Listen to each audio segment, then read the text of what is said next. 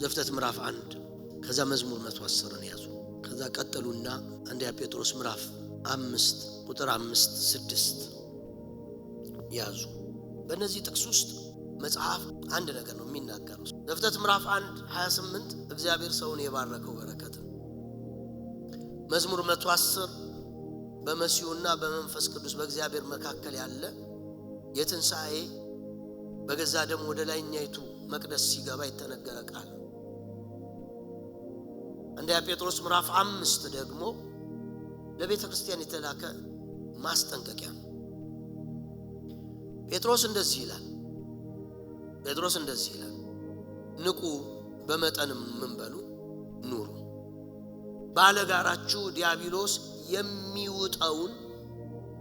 የሚውጠውን ምን ብሎ ፈልጎ እንደሚያገሳ አንበሳ በዙሪያችሁ ምን ይላል ነው የሚለው ይዞራል። አራውንዲው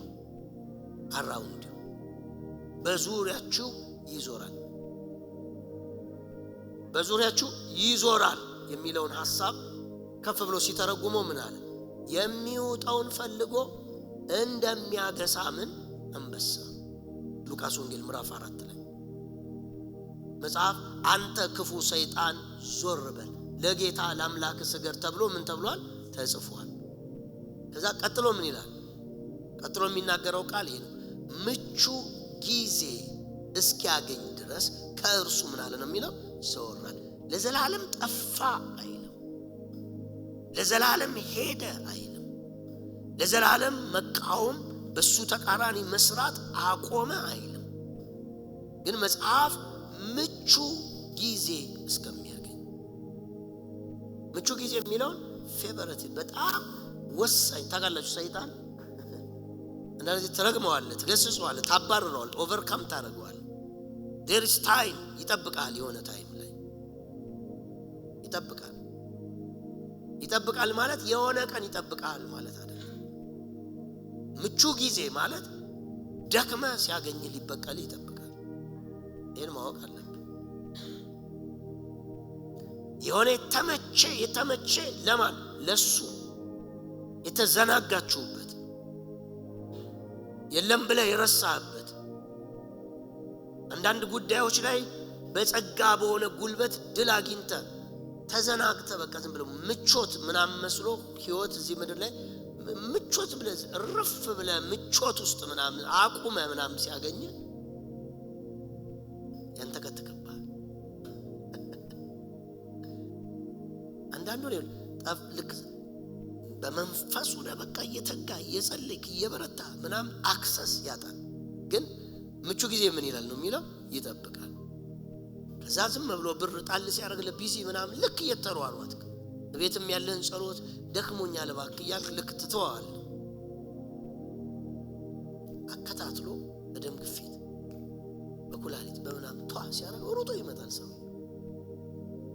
ደግሞ አያውቅም የሰይጣን አሰራር። ትጸልይለታለህ፣ ተነፈስኩ እግዚአብሔር ይመስገን እግዚአብሔር ተፈወስኩ ምናምን ማይክ ይዛል።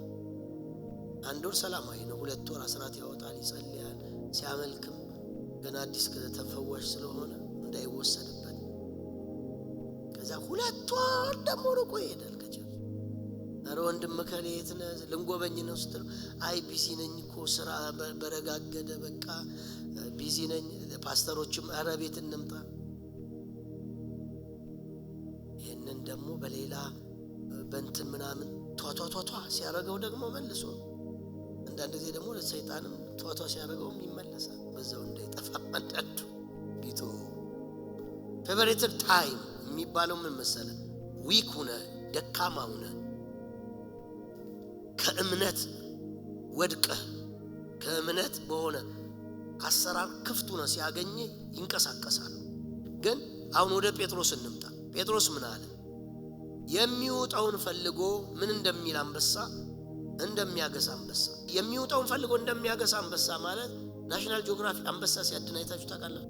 አንበሳ የሚያድናቸውን አካሎች ለሰዓታት ይከታተላል። አንዳንዴ አንበሶች ለሰዓታት እንደሚያደፍጡ ታውቃላችሁ? ለሰዓታት አንበሳ ይከታተላል። የሚበላው መከታተል ብቻ አይደለም ያደፍጣል። አንበሳ ለምን ያደፍጣል ብትል አንድ ነገር ነው የሚያደፍጥበት ምክንያት። ተጠማጅ ወይም ተበይ የሆኑት እንስሳቶች የለም ብለው እስኪዘናጉ ሳራቸውን ይበላሉ፣ ውሃቸውን ይጠጣሉ። አይተ ከሆነ በቀንዳቸው ደግሞ መጋጨት ይጀምራሉ። አንበሳ ቄጠማ ሳር ውስጥ ያለ ውሃ ፀሐይ እየበላው አድፍጦ ቁጭ ነው፣ አይታይም። ምቹ ሁኔታ ነው የሚጠብቀው። የተዘናጋውን ነው የሚጠብቀው። የፈዘዘውን ነው የሚጠብቀው። አንበሳ በመንጋ ነቅተው ምናምን ካለ አይመቸውም ላደ። አንበሳ ታርጌት ያደርጋል። ታርጌት የሚያደርገው ከነሱ መካከል ወይ ትንሽ የሆነችውን ወይ ደካማ የሆነው ወይ የፈዘዘውን ወይ የታመመ እርጉዙና የተጠቃች ከሆነች አድፍጦ ረጅም ሰዓት ከነሱ እይታ ተሰውሮ ተደብቆ የሌለ መስሎ ይጠብቃል። ልክ የተመቸ ሰዓት ሲያደርስ በአንድ ጊዜ ተጠራርቶ ሴቱም ወንዱም ያ ታርጌት የተደረገው ኃይል ላይ ይዘምታል። ጴጥሮስ እንደሚውጥ አንበሳ በዙሪያችሁ ምን ይላል ነው የሚለው? ያደባል። ማወቅ ያለባችሁ አራውንድ ዩ ሁሌም ከናንተ በተቃራኒ እየተንቀሳቀሰ ከናንተ በተቃራኒ እየሰራ ያለ ኃይል እንዳለ ማወቅ አለባችሁ። ሩቅ አይደለም መሄድ ያለበት። እንደሚያገሳ አንበሳ ቤት የሚውጣውን ፈልጎ እንደሚያገሳ አንበሳ የት ይዞራል ነው የሚለው? በዙሪያችሁ ይዞራል ነው የሚለው። ስለዚህ አለ ጠላት ስላደፈጠ ነው ያላየው፣ ስላላንኮሻኮሸ ኮቴውን እየሰማው ስላልሆነ። ኦሎይስ መንቃት ያለብህ ባንተ ተቃራኒ የሚሄድ ጨለማ አለ በዚህ ዓለም። እሱ ላይ መንቃት አለብህ። ነገርን ከሲስተም ከሰው ጋር ታገናኘው። ነገር ሁሉ የሚገናኘው ስውር ከሆነው ዓለም ጋር። መዝሙር 110 ጌታ ጌታዬን ጠላቶችን የእግሪ መርገጫ እስካደርግ ድረስ በቀኝ የምንበላለው ተቀመጥ አለው። ቀጥሎ ምን ይላል? ከጽዮንም የኃይልም በትር ምን ይልልሃል? ይሰድልሃል። አንተም በማን መካከል ነው የሚለው? በጠላቶች መካከል። የት ነው ያለው አንተ? in the middle of enemy ነው ያለው በዚህ ዓለም።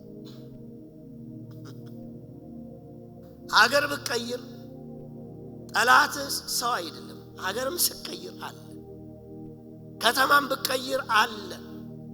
አንዳንድ እኮ ጠላት አገር ቀይረ ታመልጠዋል፣ ሰፈር ቀይረ ታመልጠው፣ ጎረቤት ቀይረ እኮ ልታመልጠው ትችላለህ ሰው ቢሆን።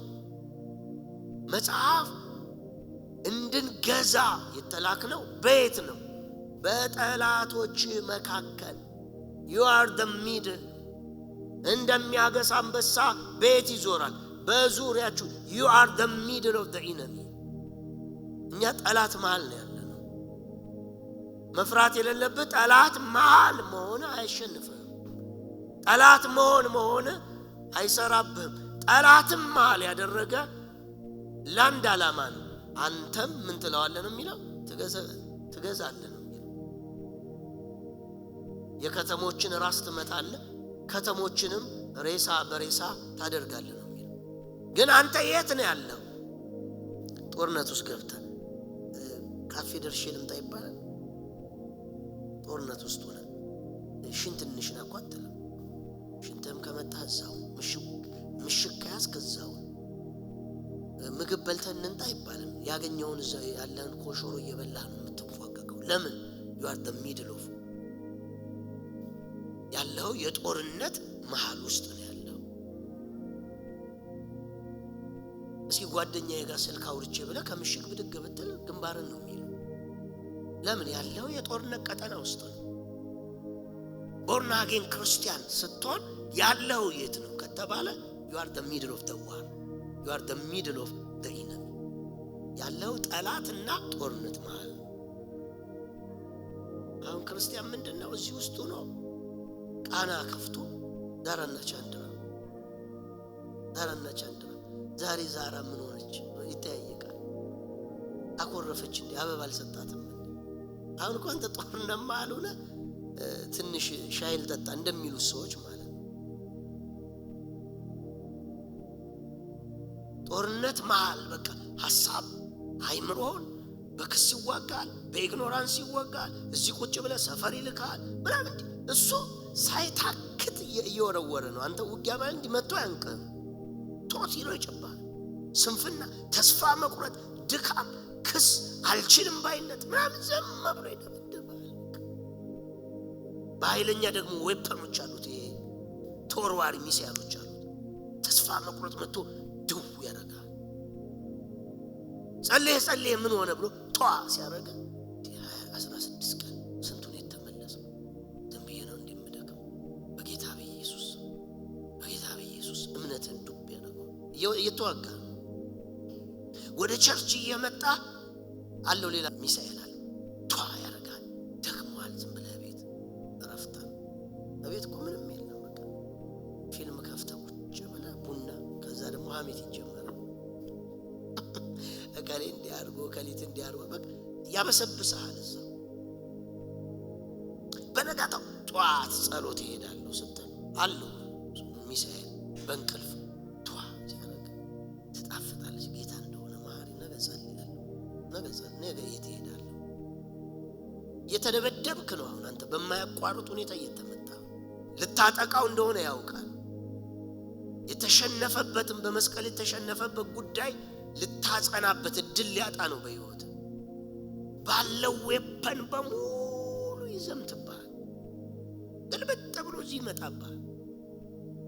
የ30 ዓመታት የ15 ዓመታት 6 ጊዜ ይቅርታ ገብታል፣ 100 ጊዜ ደም ወስዳል፣ ነጽቻለሁ ብለህ አውጃል። ግን አምጥቶ ሲደበደብ ደግሞ ትቀበልና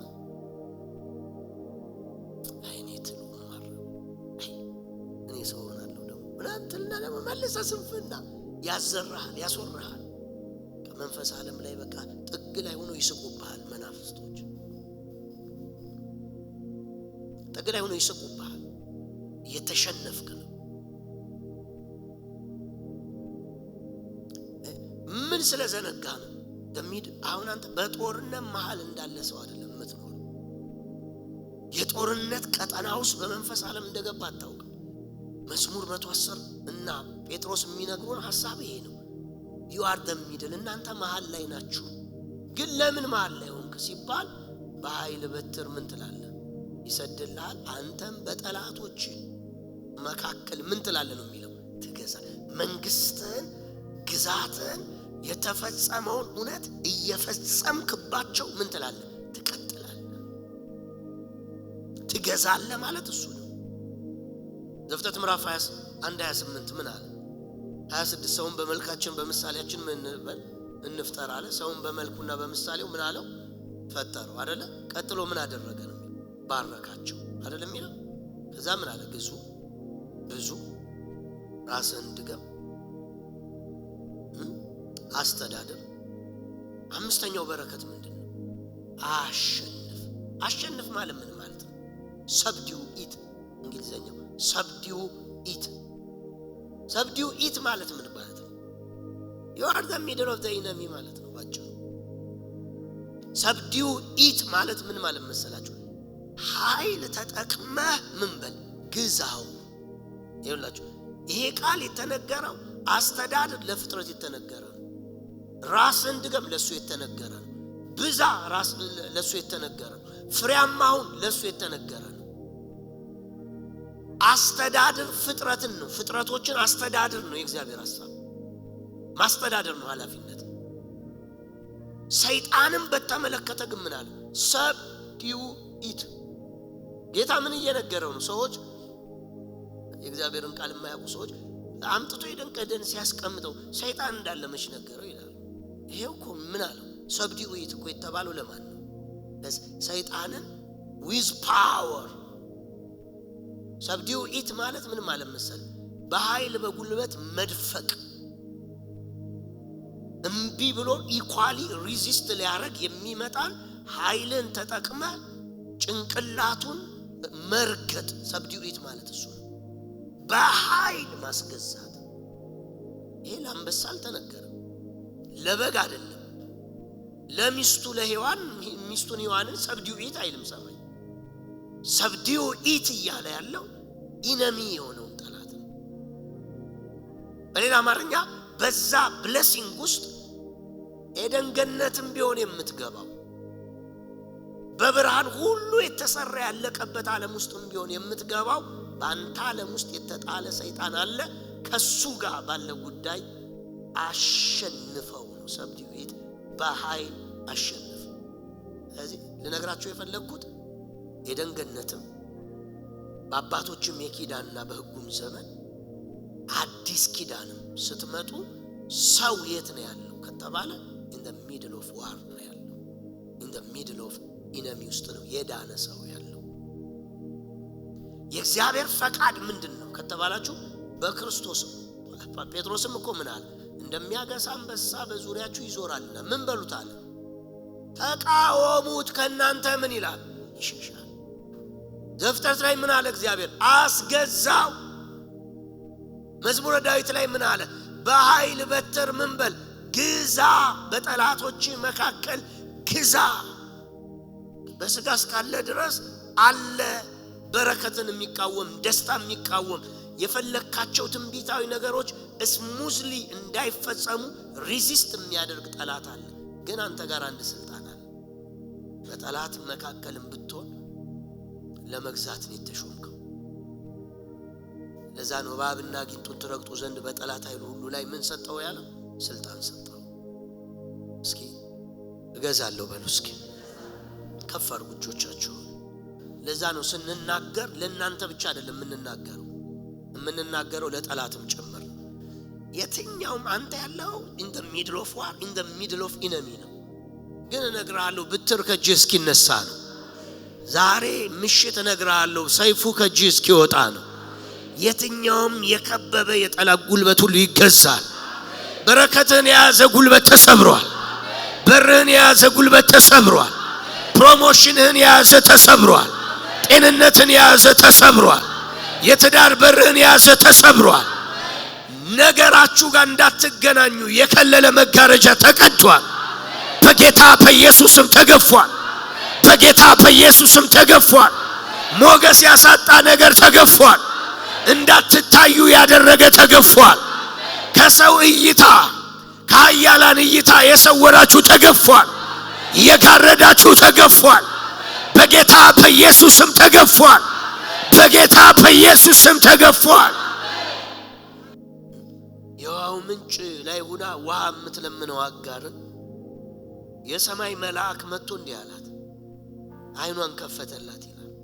ውሃ አልሰጣትም፣ አይኗን ከፈተላት። አይኗ ሲከፈት ውሃ ላይ ነው ያለችው። ምድረ በዳ ላይ ነኝ ነው የምትለው። የሰማይ መልአክ መጥቶ ኧረ እባክሽ ምንጩ ላይ ቁመሽ ዛሬ በጎ ነገር እያለ ባዶ የሚያሳይ ጠላት ሁሉ ከአይምሮ ላይ ተነሳ። በጌታ በኢየሱስ ስም ተሰበረ። አንዳንዶቻችሁ እንዳትታዩ የጋረደ እንዳትታዩ አላችሁ እኮ የእናንተ ነገር አለ። ከነገራችሁ ጋር እንዳትገናኙ እናንተን ክልል የሚያደርግ አይተዋችሁ ሰዎች እሱ ይሁን መሪ፣ አይቶች ሰው እሷ ናት ሚስቴ፣ እሱ ነው ባል እንዳትባል ነገሩ ጋር እንዳትገናኙ መጋረጃ ያደረገ ሁሉ ተነሳ። በጌታ በኢየሱስ ስም ተነሳ። በጌታ በኢየሱስ ስም ተነሳ። መጋረጃው ተቀደደ። መጋረጃው ተቀደደ። መጋረጃው ተቀደደ። በናዝሬቱ ጌታ በኢየሱስ ያርተ ሚድ በጠላት ለኛ የማይተኛ ዓለም አለ፣ በሁሉ አቅጣጫ የሚሰራ ግን የጦር መሳሪያችን ምሽግን ለማፍረስ ብርቱ ነው። የጦር መሳሪያችን ምሽግን ለማፍረስ ብርቱ ነው። በኢየሱስ ምንጫችሁን የያዘ እጅ ተሰበረ። የበረከት ምንጫችሁን የያዘ እጅ ተሰበረ።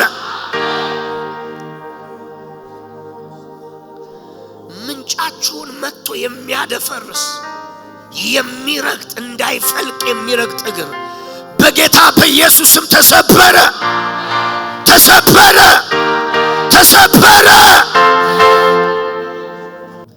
ነገር መልክ ሰክኖ መጥቶ ብትንትን ትዳራችሁ ውስጥ እየመጣ ልጆቻችሁ ጋር ቋንቋን የሚቀላቀል ትዳራችሁ ቋንቋን የሚቀላቀል ነገር ሰከነ ስትሉ ከእንደገና የሚያደፈርስ በጌታ በኢየሱስ ስም ረገምኩት።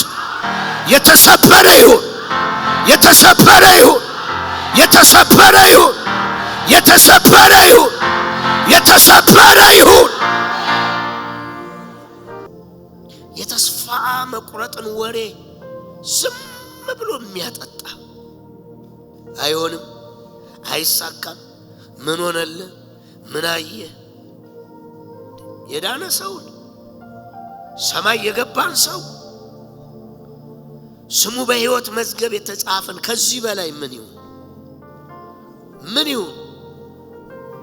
ስለ ሰማዩ እያስረሳ በምድሩ አሲዞ ሰማዩ ላይ ዘላለም ላይ በመንፈስ ቤዛነት የታተምክን ሰው የሚያደናግር እንዳልዳንክ ሰው እንደ ባዶ ሰው እንደ ተራ ሰው ራስን እንድቆጥር በክርስቶስ ያለው ማንነት እንዳትቀበል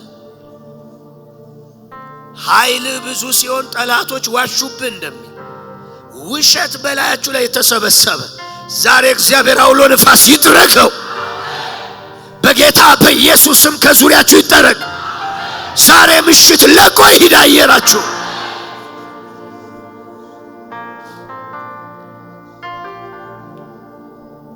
ጸሎታችንን ስንጀምር ንብ ማርን እንደሚከብ ከሌላ ወቅቶች ይልቅ ተደራጅቶ ተሰባስቦ ዓላማና ታርጌት አድርጎ ወደናንተና ወደናንተ አተኩሮ እየተንቀሳቀሰ ያለ ዛሬ በአምላኬ ስም ረገምኩት። ይበተን ይበተን ይበተን።